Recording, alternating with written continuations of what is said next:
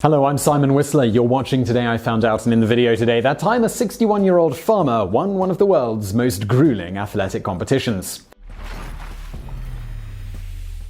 Australian Ernest Clifford Young decided to take up running as a sport at the age of 57. At the age of 61, he entered the Westfield Run, which is an ultramarathon, a race that is 543.7 miles long, that's 875 kilometers, and is run from Sydney to Melbourne.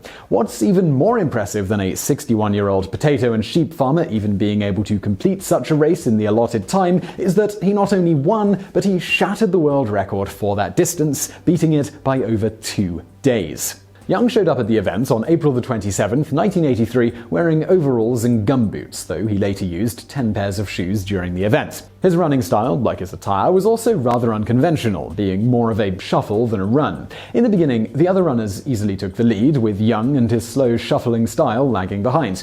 However, unlike the other runners, Young didn't plan on sleeping much throughout the event. Most runners planned a schedule of about 18 hours running and 6 hours sleeping. Young, however, didn't feel sleep was necessary because, in his own words, "See, I grew up on a farm where we couldn't afford horses or four-wheel drives, and the whole time I was growing up, until about 4 years ago when we finally made some money and got a four-wheeler, whenever the storms would roll in, I'd have to go out and round up the sheep. We had 2,000 head and we had 2,000 acres. Sometimes I would have to run those sheep for 2 or 3 days. It took a long time, but I'd catch them. I believe I can run this race. It's only 2 more days, 5 days. I've run sheep for 3. Indeed, after the race, Young told the press that he kept himself motivated and focused by imagining there was a storm coming and he was just rounding up sheep before it came. He did, however, sleep some during the race. On the first day, he fell and injured his shoulder and decided to take some rest. However, due to one of his crew members not wearing his contacts when he set the alarm to wake Young up, Young ended up only sleeping 2 hours the first night and was up and running after that.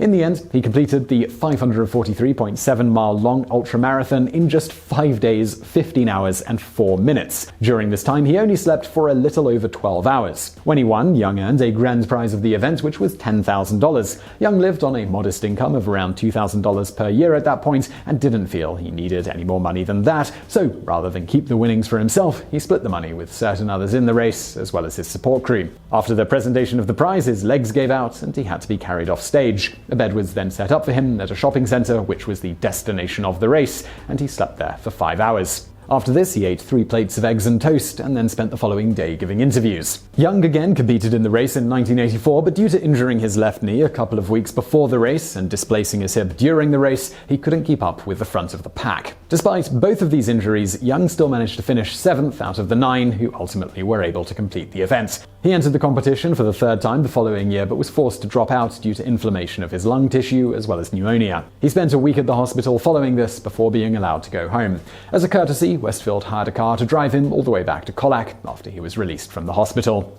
And now for some bonus facts. Even though he was 61 at the time, Young still lived at home with his mother and was reportedly still a virgin to boot. This changed pretty quickly though. While he didn't use his new celebrity status for monetary gain, he did receive the benefit of finding a wife, Mary Howell, a woman under half his age. She later became his crew manager, though this backfired on him in 1984 when her inexperience caused one of the crew to lose him at one point, resulting in a long stretch where he had no water or food. This compounded on the knee and hip injury to contribute to his inability to keep up with the leaders that year. And now for another bonus fact. Young's first race wasn't actually the Westfield Run, but an attempt a year earlier to break Siggy Bauer's world record of 1,000 miles in 11 days and 23 hours. He failed in this bid though, quitting after 500 miles and stating that he and his support staff had been grossly inexperienced for attempting something like that, which resulted in them being unprepared for what was needed. While he didn't manage the 1,000-mile record at the age of 60, at the age of 76 he did attempt to break Ron Grant's record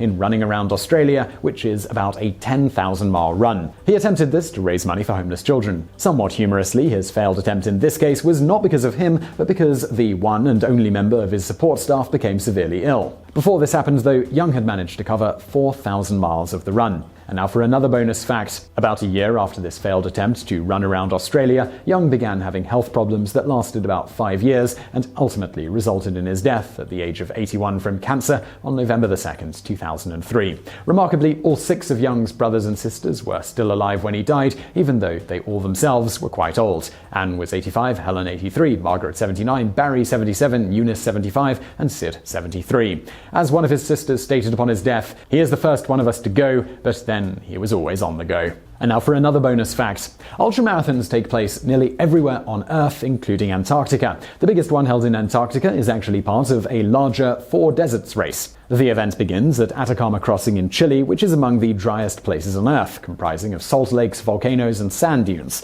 Not only is the desert brutal, but it's also at an altitude of 8,000 feet. The next stage of the race is in Gobi in China. This is among the hottest places in China, and the race covers sand dunes, dangerous water crossings, and steep hills. The third stage of the race is in the Sahara Desert in Egypt. The daytime temperature during this stage can reach 122 degrees Fahrenheit. The fourth and final stage of this race is in Antarctica. The temperature here often drops below 0 degrees Fahrenheit, and the course and time of events varies greatly from day to day based on environmental conditions.